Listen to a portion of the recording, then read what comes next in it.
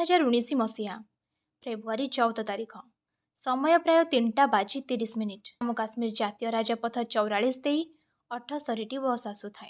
एथिरे पाखापाखि 2500 जन सैनिक थांती।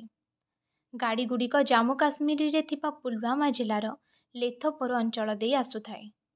गीत बाजुए मेरे देश की धरती। गीत गाई नाचु थांती समस्ते। एही समय रे हठात आगरु द्रुत गति रे एक कार आसी धक्का हुए। जोर रे एक शब्द शुभे। पाखापाखि आवाज 12 ରୁ 13 किलोमीटर पर्यंत खेली जाए। कौन हेला बोली हठात सबु जवान निज बंदूक धरी बस रु ओह्लाई पड़ती। मात्र चारियाडे घेरी रहिथिला धुआंर धड़ा बादल। किछि भाबिबा आगरु आरंभ हो जाए गुली चालन। यार जवाब स्वरूप सैनिक माने मध्य गुली वर्षा करती। आतंकी दल भୟରେ सेठारु चली जाती। शेषरे देखिबाकु मिले हृदय विदारक दृश्य। सीआरपीएफ जवान बसिथिबा गोटिए गाड़ी भांगी चुरमार हो जाइछि।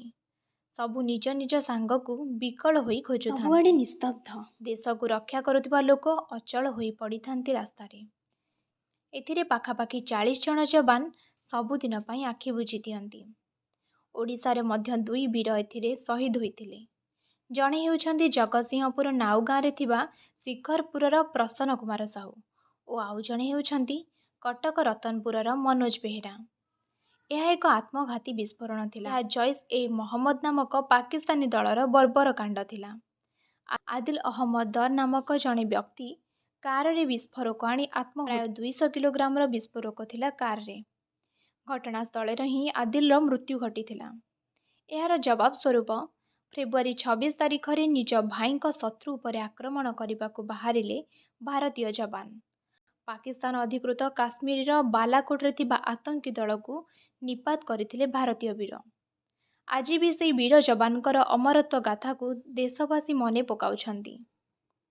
सेमानक अमरत्व गाथा को मने रखिबा पई फेब्रुआरी 14 को कला दिवस भावे पालन करुछंती। देशवासी और देश पई वीर जवानकर ही बलिदान सदा सर्वदा स्मरणीय होई रहिबो।